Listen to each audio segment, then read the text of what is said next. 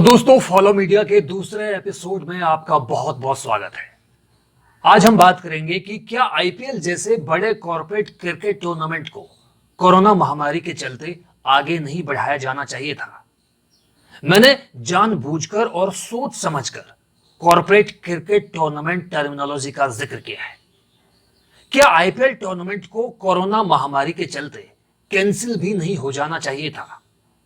IPL की कोई expiry date भी नहीं होती, तो कोरोना काल में इतने बड़े रिस्क की क्या जरूरत थी? स्कूल, कॉलेज, यूनिवर्सिटी और ट्रांसपोर्ट अभी तक भी ठीक से खुले नहीं हैं।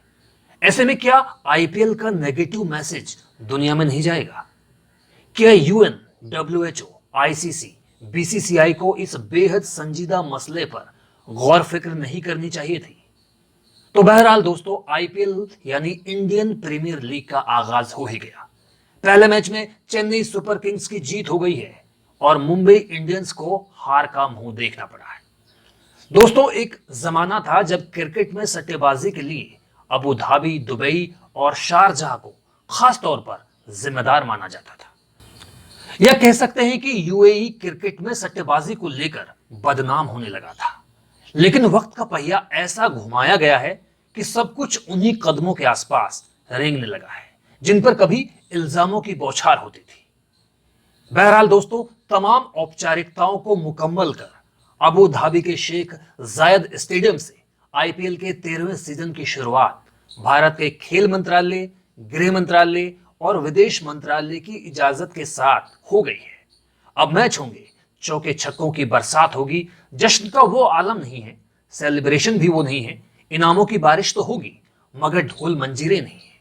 8 टीमों के खिलाड़ियों के बीच तकरीबन 2 महीने तक चलने वाले इस आयोजन में ग्लैमर का वो तड़का भी नहीं होगा जिसके लिए ये टूर्नामेंट जाना जाता रहा है। क्योंकि ना तो चीयर लीडर्स ही हैं, ना कई हजार में बिकने वाले टिकट हैं। यानी आईपीएल या क्रिकेट की दीवानगी को लेकर पहली बार पहले जैसा माहौल नहीं है। वैसे स्पोर्ट फिक्सिंग के सौदागरों को इस बात से फर्क पड़ता भी नहीं है कि स्टेडियम दर्शकों से खचाखच भरा हुआ है या खाली पड़ा हुआ है। खैर, इस सब की वजह बिल्कुल साफ है और वो है कोरोना। कहा जा सकता है कि वैश्विक स्तर पर फैली मेडिकल इमरजेंसी। ऐसे में एक क्रिकेट प्रेमी और एक संजीदा इंसान होने के नाते ये एहसास तो जरूर हो रहा है कि आईपीएल का आयोजन ऐसे समय में किया जा रहा है जबकि कोरोना महामारी ने दुनिया भर में हाहाकार मचाया हुआ है। क्या गरीब और क्या अमीर, छोटे से छोटे और बड़े से बड़े मुल्क भी इस महामारी के सामने धाराशायी हो गए हैं। अभी भी एक तरह से क्वारंटीन और लॉकडाउन जैसे हालात ही बने हुए हैं। अभी तक कोविड-19 पर रोकथाम के लिए किसी भी तरह की वैक्सीन का इजाद होना बाकी है और फिर आम आदमी तक उसकी पहुंच जैसे पेचीदे मसले जो हैं वो तो अलग ही है। डब्ल्यूएचओ के मुताबिक अब तक 3 करोड़ 5 लाख से ज्यादा लोग इस इन्फेक्शन की चपेट में आ चुके हैं। एक रिसर्च के मुताबिक कोरोना की वजह से अब तक 10 लाख लोगों को अपनी जिंदगी से हाथ धोना पड़ा है। दोस्तों, स्वास्थ्य मंत्रालय के अनुसार भारत में कोरोना संक्रमित मरीजों की तादाद 54,08,000 से ज्यादा हो गई है। रोजाना कोरोना के करीब 1 लाख नए मामले सामने आ रहे हैं। आईपीएल के आयोजकों से जब इस बाबत पूछा गया कि क्या कोरोना जैसी खतरनाक महामारी के बीचों बीच आईपीएल के आयोजन को आगे नहीं खिसकाया जा सकता था, तो उनकी दलील थी कि इस बार स्टेडियम में दर्शक नहीं होंगे और पूरे टूर्नामेंट के दौरान खाली स्टेडियमों में ही मैच खेले जाएंगे। दुनिया भर में लॉकडाउन के चलते अपने घरों में सिमटे लोगों को अपने अपने टीवी सेट्स या मोबाइल फोन्स पर इस रोमांच को देखने का भरपूर वक्त भी मिलेगा।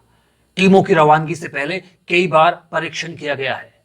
इसके बाद उनको 6 दिन के क्वारंटीन में रहना पड़ा है। इसके बावजूद भी खिलाड़ियों और सहयोगी स्टाफ का हर 5वें दिन टेस्टिंग की जाएगी। वाह भाई वाह!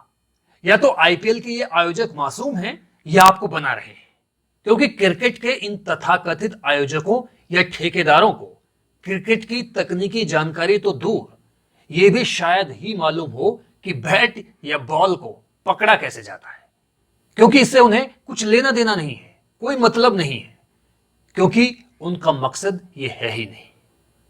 मेरा इशारा कहां है ये आप अच्छी तरह से समझ रहे हैं। इस बात का मुझे पूरा यकीन है। ये आईपीएल है और इस आईपीएल में सिर्फ खिलाड़ियों की ही बोली नहीं लगती, बल्कि यहां पर बोली लगती है उन कदमों की भी जो नीलाम हो चुके होते हैं। एक ओवर में 6 बॉल तो होती हैं, ये तो आप जानते हैं, लेकिन 6 गेंदों के अलावा 9 ball, wide ball, free hit सबकी एक तयशुदा कीमत होती है और उसी कीमत से छाती है स्विस बैंकों में रौनक।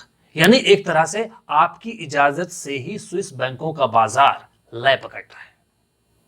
क्रिकेट में अंडरवर्ल्ड की बाजीगरी कोई नई नहीं है, लेकिन इसके प्यादे बदलते रहे हैं और आईपीएल के इसी कॉकटेल के नेक्सस की बदौलत चुनाव के मद्देनजर कई सियासी पार्टियों का उदय भी होगा, जो किसी भी कीमत पर इस देश के मतदाताओं की किस्मत को पूरी जिम्मेदारी के साथ बदल देने का दावा करते हुए दिखाई देंगे।